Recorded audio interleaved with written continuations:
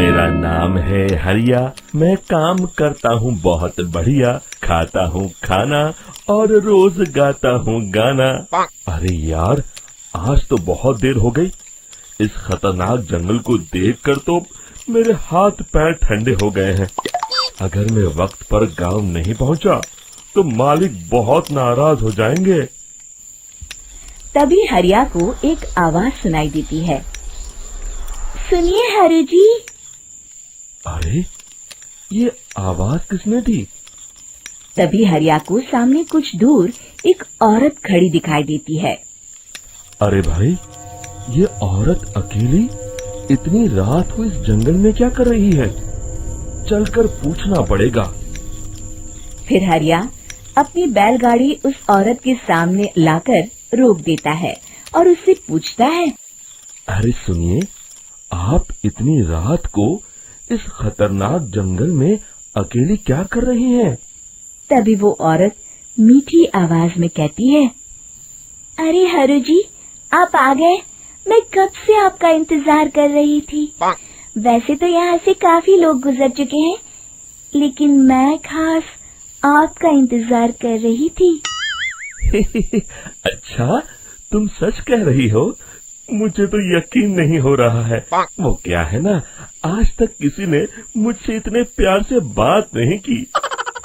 हाँ हाँ हरु जी, मैं सच कह रही हूँ। अब देर मत करिए और जल्दी से मुझे मेरे घर तक छोड़ दीजिए। हाँ हाँ, कौन सी बड़ी बात है, अभी छोड़ देता हूँ। आप मेरे पीछे बैलगाड़ी में बैठ जाइए और मुझे रास्ता बताते चलिए।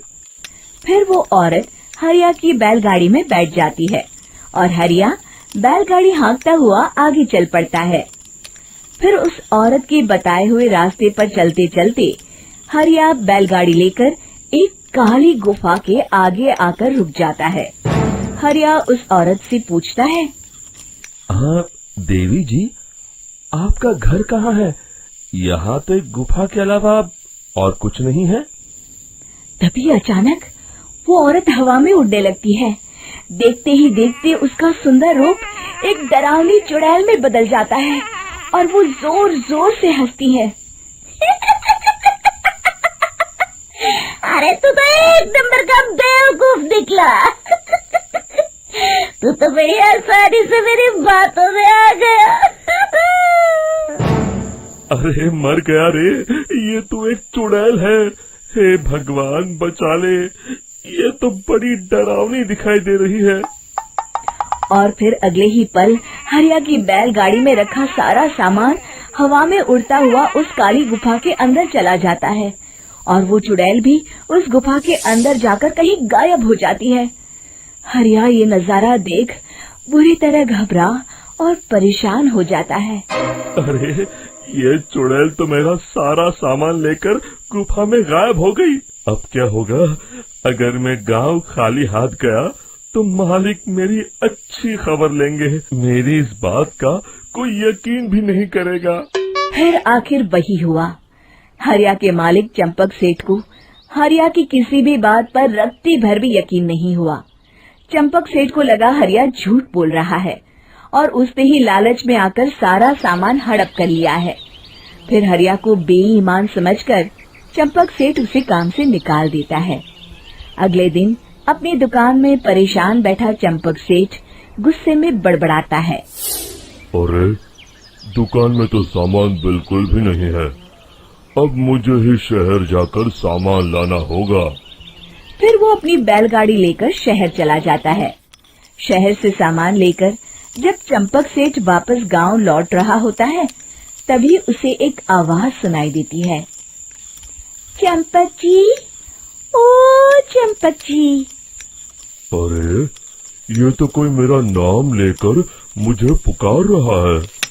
फिर उस रास्ते में वही औरत खड़ी दिखाई देती है।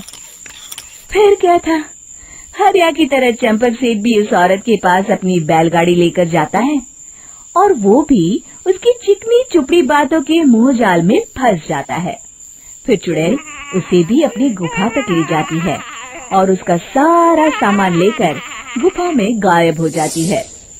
बेचारा चंपक सेठ लाचार होकर खाली हाथ गांव लौट आता है। फिर ये उस जंगल में रोज की बात हो जाती है। जो कोई भी शहर से कुछ लेकर गांव की तरफ लौटता, वो चुड़ैल उसे बेवकूफ बनाकर उसका सारा सामान लेकर गुफा में गायब हो जाती। एक दिन हरिया एक लकड़हारे को उसी जंगल की तरफ जाते हुए देखता है। फिर हरिया उसे रोकते हुए कहता है, अरे भाई, क्यों अपनी मौत को दावत दे रहे हो? मेरी बात मानो, आगे जंगल में मत जाओ, वहाँ एक बड़ी भयानक चुड़ैल रहती है। लकड़हारा हरिया की बातों को नजरअंदाज करते हुए कहता है, अरे भाई, मुझे पहले ही बहुत देर हो चुकी है, मुझे जाने दो भाई। शाम तक लकड़ियाँ काट कर शहर के बाजार में बेचना है।